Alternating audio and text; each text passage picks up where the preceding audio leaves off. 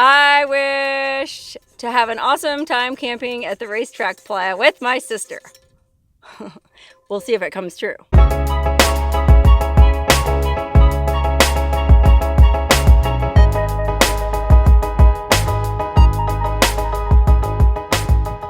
Hey, Wonderhussy here, about to make one of my lifelong dreams come true.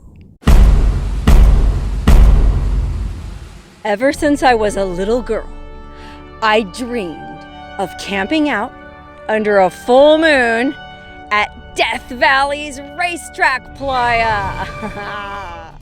You've probably seen pictures of the Racetrack Playa. It's that massive, cracked, flat, dry lake bed where the rocks look like they move on their own, leaving tracks on the playa surface. It's one of the most famous places in Death Valley, but most people never get to check it out because it's way the heck out in a very remote part of Death Valley. Way down a really rough gravel road that you have to suffer for 26 miles. But you know me, I ain't afraid of no road. And besides, the best things in life are worth fighting for.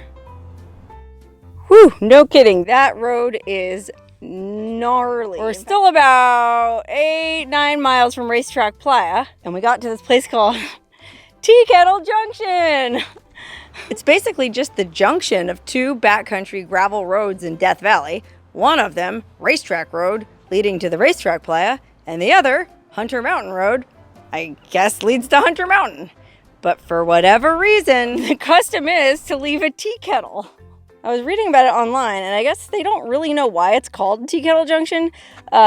Supposedly one theory is that back in the days with the pioneer settlers, somebody who settled this area left a tea kettle hanging from a pole to let people know there was water nearby. So maybe there was some little spring near here, and that's what the original tea kettle was hung on a pole to represent. Of course, nowadays it's just become like a tourist thing where anybody who passes by this junction has to leave a tea kettle. In that spirit, my sister got an awesome tea kettle. But first, let's check out some of these other tea kettles. Okay, so you can see people from all over the world have left tea kettles. Adventure moto touring. Bastards. Vampire burrow expedition. Well, that sounds like fun. Mabuhay. Philippine Airlines mountaineering. Oh, wow. Oh, look, Argentina. Somebody from Argentina. I think this is like an internationally known curiosity. So, yeah, people really do come from all over the world to leave these tea kettles. Some of them are really cool, too. Like, look at this iridescent one. That's beautiful. Oh, look. Tule hopping friends forever. Man, you could have a real mad tea party here with all these tea kettles. Look at this one. Aw, cute. I guess it's like a couple. I love you guys. Whoever you are, you're awesome. Because you left this awesome tea kettle. Oh, and by the way, you're wearing an awesome hat, dude. Look at this one. Rub me. Oh, I wonder what happens. Maybe there's a genie. Make a wish. Oh, okay. Better do what the tea kettle says. I wish to have an awesome time camping at the Racetrack Playa with my sister. We'll see if it comes true. All kind of tea kettles. What's cool is like some of these people spend a lot of time decorating them, made them all fancy. And look at this little copper, good old-fashioned copper tea kettle. Little known fun fact about me, I used to carry a copper tea kettle as my purse, my handbag. You know, you just keep all your stuff inside it and put the lid on. And then carry it around, and if somebody tries to steal it from you, just whack them over the head or jab them with the spout.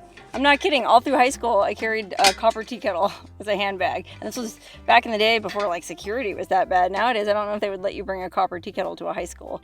And I actually got voted most unforgettable of my graduating class. Go figure. Okay, here's the awesome tea kettle my sister bought at a thrift shop in Santa Clarita. The cow, the little bell on its neck. It's like so cool, I almost don't want to leave it here, but I have it, one of my stickers that I'm going to put on it, and then my sister, well, unfortunately we didn't bring a Sharpie, but I happen to have some liquid eyeliner and a lip pen that I think she could use to make her mark. It's actually what I used when I traveled the Mojave Road and left a rock on that big rock pile there. Same thing, this liquid eyeliner comes in handy in a pinch. Okie dokie, we put the tea kettle on the thing. There's my sticker on it. My sister signed the other side. And now we just got to get back in our cars and go the rest of the 6 miles to the racetrack, which, like I said, is rough and slow going. Okay, we finally made it to the Racetrack Playa. Man, this place is so frigging cool. And not just because of the rocks that supposedly move around, although those are super fascinating. For decades, scientists have been trying to figure out what exactly is causing them to move. Wind, ice, or aliens? Anyway, aliens or no aliens, you know I love my dry lake beds. They're basically exactly what they sound like, the bottoms of dried out lakes, which actually do fill up with an inch or two of water when it rains, but are soon baked dry by the blistering desert sun, leaving these awesome cracked patterns in the mud below.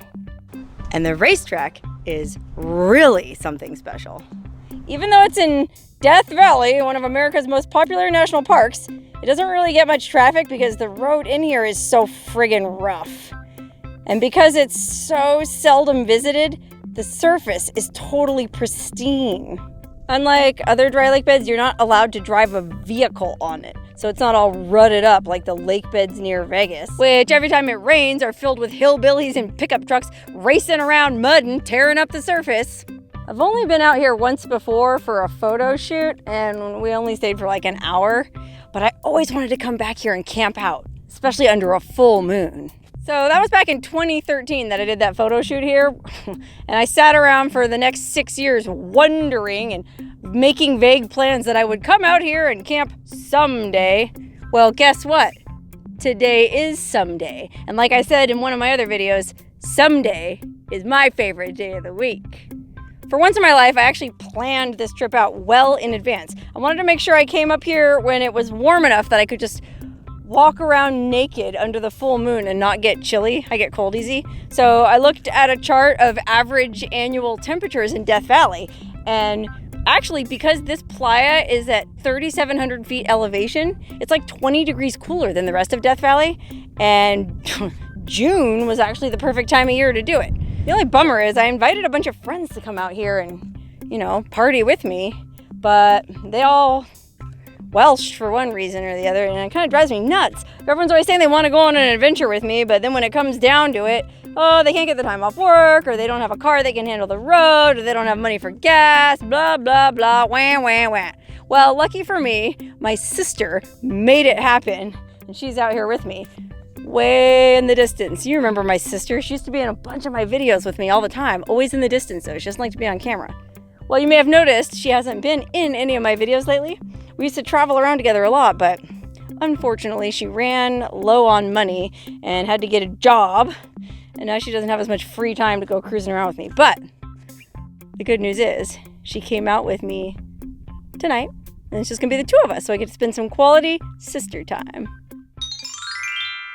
Okay, unfortunately, you're not allowed to camp on the Racetrack Playa itself, or even anywhere near the Racetrack Playa. There's always no camping signs for like 10 miles. I think all the way from Teakettle Junction to the racetrack and beyond to this campground out here. I think it's called Homestake Backcountry Campground. And let me tell you something, they are using the term campground very loosely. I mean, there's a sort of a little cleared area here at the back of the valley, the very end of the valley, and there's rock fire rings, so at least you can have a campfire. That'll be good for Frito pie. But other than that, there's really nothing much to recommend it as a campground. There's no shade structures, no picnic tables, no grills. Then again, it is free. You don't have to pay to camp here. You don't have to have a permit or anything. Anybody who wants to can camp here, but boy, you got to bring in everything you need, which includes shade, water, and probably, to be honest, a shovel, because this porta potty up here looks pretty rough. And I'm guessing that they don't get the honey wagon out here very often. Okay, this is gross, but you know me. I have to look. First of all, it gets so friggin' windy out here that they had to ratchet strap the porta potty to the ground. Look at that. It's like ratcheted onto that metal spike. And this, oh God, look. Gusty winds, please latch door. Boy, I'll say. I'm guessing, I don't know how many people actually camp out here. Oh, grody, man. I don't even want to show you the toilet. It's friggin' disgusting. For your sake and the sake of all that's holy, I'm not going to show you that one. Boy, you know it's got to be bad if I'm not filming it. Okay, I'm not actually sure why they call this the racetrack, if it's because of those rocks that look like they're moving and racing. But there's this giant boulder formation, kind of like this island of boulders right in the middle of it. And that is called the grandstand. I guess because it looks like the grandstand at a racetrack. Like if you ever go to a NASCAR race and you're sitting there rooting for Junior and Jimmy Johnson and Tony Stewart, but not Jeff Gordon because he's gay. Get her done. I guess some yokels did come out here a couple years ago and drive around on the surface of this and tear it up with their car. In fact, a few years ago, some idiots came out here and carved their names into it, like their names and the date. And well, you know, those environmentalists were all up in arms about it. And some people were like, well, what's the big deal? It's just a friggin' mud dry lake bed. Next time it rains, it'll smooth right over. Well, yeah, but the problem with that is it doesn't rain very often out here. I mean, you can see here, look at these footprints. Some yokel walked out on it when it was wet. And, you know, all messed it up. I don't know, I guess it's kind of cool looking for my shot, but it'd also be kind of cool if it just looked like a big, smooth, perfect, flat thing, you know? Like, did you have to walk out there when it was wet, buddy? I don't know if you can hear that, but there's thunder. A thunderstorm in Death Valley in June. Very unusual. I know the desert gets summer monsoons, but this part of the desert is so dry that this doesn't usually happen. I don't think it's going to actually rain on this playa, but who knows? Holy cow! We got here and it was beautiful, but this crazy friggin' storm blew in! Again, this is the weirdest weather I've ever experienced in the West. This is June 15th, almost the summer equinox in Death Valley. I mean, I feel like I'm about to be blown away because I'm wearing this friggin'... I had this idea I was going to wear my robe and swan about to the moonlight. Unfortunately, Mother Nature had other ideas for me.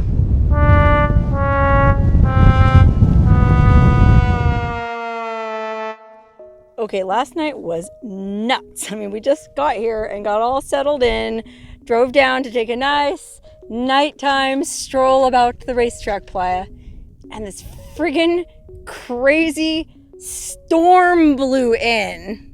I mean, I've said it before in some of my videos. I think this year, this has been a really weird year weather-wise. Every place I've gone this spring, even in Death Valley, it's rained, which is really, really unusual. I don't know, you probably saw on the news, there was a big flood there a few months ago and the whole Badwater Basin was covered in water. People were kayaking on it. It's friggin' nuts. And now, this is the direction the storm came from last night. Looks like another one is moving in. I don't know. Hopefully it clears up in time so I can wander around tonight because I really want to do my full moon wandering. But because it was so friggin' blazing hot all day, we just drove down here to the edge of the playa and kind of strung up a tarp between our cars so we could just escape the heat a little bit. But, oh man, it's just now getting cool enough to where it'll be pleasant to wander around on the actual playa itself. So let's go check it out. Look at this, is one of those giant friggin' rocks that just, like, you tell me, how did this friggin' ginormous rock end up way out here, so far away from those mountains? And just for reference, we'll do a 360, mountains all around us, but they're all super far away. So where the heck are these rocks coming from? Oh wow, what a trip. I actually did just feel a couple raindrops. This is very, I feel like a desert nerd, but this is so unusual. I'm in a rain shower on one of the driest places on earth. Weird. Oh wow, it's actually starting to rain kinda. You can even see if you look. I don't know if you can see. Little tiny raindrops falling on the playa. Wow, maybe we are going to see some rain. Well, if that's the case, I better walk around now before it gets muddy. Because Lord knows I don't want to be that jerk that walks out here and leaves my footprints in the surface, you know what I mean? I don't know how big this lake bed is, but I think it's like 3 miles end to end. It's huge, you can look it up. It's all online. Just an amazing lake bed. And my sister was saying, she was reading that the reason it's called the racetrack actually doesn't have anything to do with those rocks that move, which is what I thought, like they were like little race cars. No, I guess the guy who first came here, discovered it or whatever, the first white man, observed that it was oval shaped like a racetrack, and he named it the racetrack, and the name stuck. I mean, it's just perfect little cracked, almost like cobblestones, as far as the eye can see. Look at that. Oh my God, it's like we're on a giant lizard's back or something, or the belly of a giant lizard. Oh wow. Whee! I could be barefoot. I don't even need to wear flip-flops out here. This ground is so smooth and so flat, and there's no sharp twigs or thorns or plants or bugs or anything. It's like walking on friggin' linoleum. Oh look, check this out. This rock has a track. You see the lines coming behind it? Going all the way back into the distance there. What could be causing the rocks to move like that? Well, actually, they found out. This is actually cool. They only found out a few years ago. They had all these theories if it was wind or water, this, that, and the other. No, they figured out that every now and then this lake bed gets covered in a thin layer of water in the winter, and it freezes into ice. And then when the ice starts to melt, the ice sheet breaks up. The rocks are embedded in the ice sheets, and it gets real windy. And the ice sheets kind of move around and drag the rocks with them. And that's what causes these tracks. They only discovered that a few years ago. It's pretty cool. I think they discovered it because some guy caught it on video. You know, it's kind of like the geological equivalent of catching Sasquatch or a UFO on tape. And these are big rocks, you know, that's heavy. For an ice sheet to be moving it around, the winds get intense up here. I mean, I'm here to tell you, even last night the wind was pretty intense. You saw that when the way that robe I was wearing was blowing around. You know, I can believe these rocks move. The other cool thing is, I mean, sure, it's summer, it's hot, it's a Monday, June 17th. We haven't seen one single person. On the way in last night, one other car passed us coming out, but since then we didn't see anyone. Nobody came by here all day. We just sat in the shade all day, biding our time, waiting for the cool of the night to come. I pick up a stone, hold it in my hand. I don't even know what the name of that song is, but it just came to mind. Anyways, we sat here all day waiting for the cool of the night to come, and well, it's just about here. Wow, the ground here is even cooler. Check this. It might just be the angle of the light as the day gets later, but look how the texture, the bumps in this, man. It feels, I'm a very tactile person, pardon me, but oh my gosh, it's so cool. They're like little lumps. You can see that. But then, you know, as they get farther into the distance, they just sort of become this smooth, flat, beautiful, milky puddle. Wow, look at this gnarly weather moving in. I'll bet another storm is coming. Ooh, I don't know. I might not be able to make my wandering around the playa on the moonlight dream come true after all. But guess what? I'll be able to see something maybe even cooler, and that is a gnarly storm on the Racetrack Playa. Oh my God, do you hear that?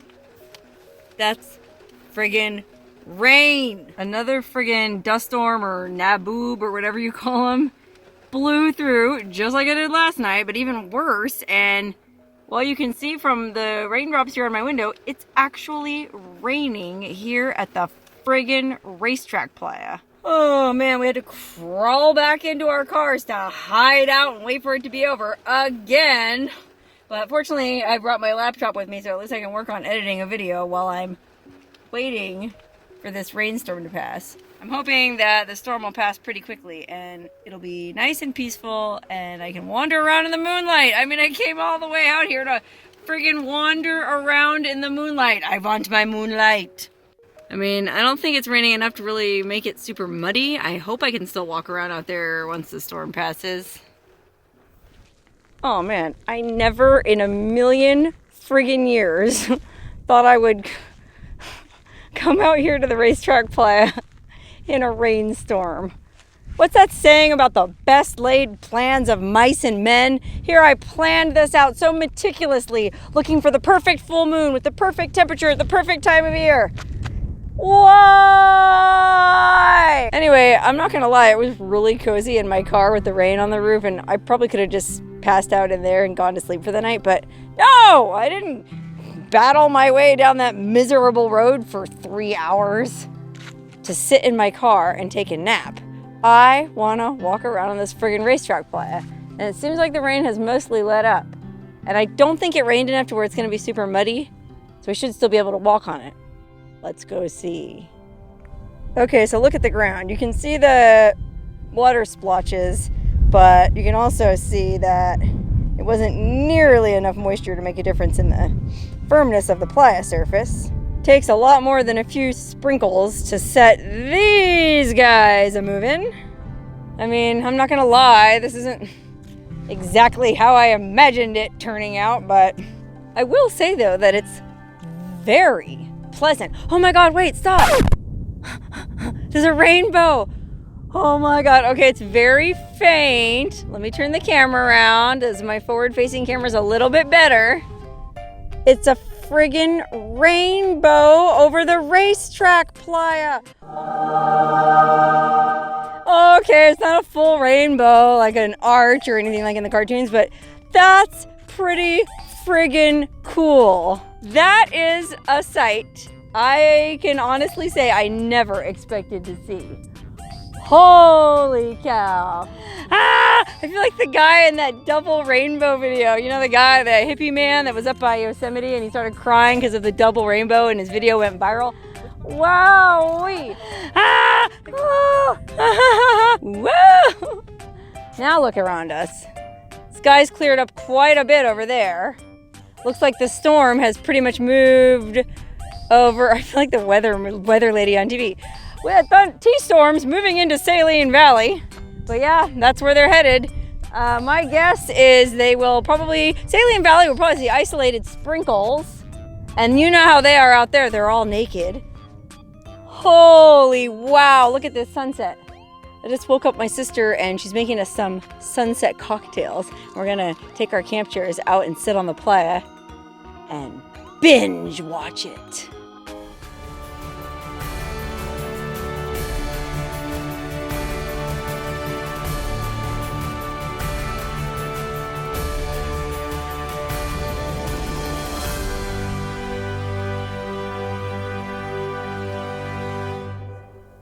Wow, this is friggin' amazing. This moon came up and unfortunately my camera sensor isn't good enough to pick up the light. But if you were here and you can see it with your eyes, you can actually see, this is just sort of person, you can't see it all, but the playa below me, you can see it almost as plain as day, the little cracks.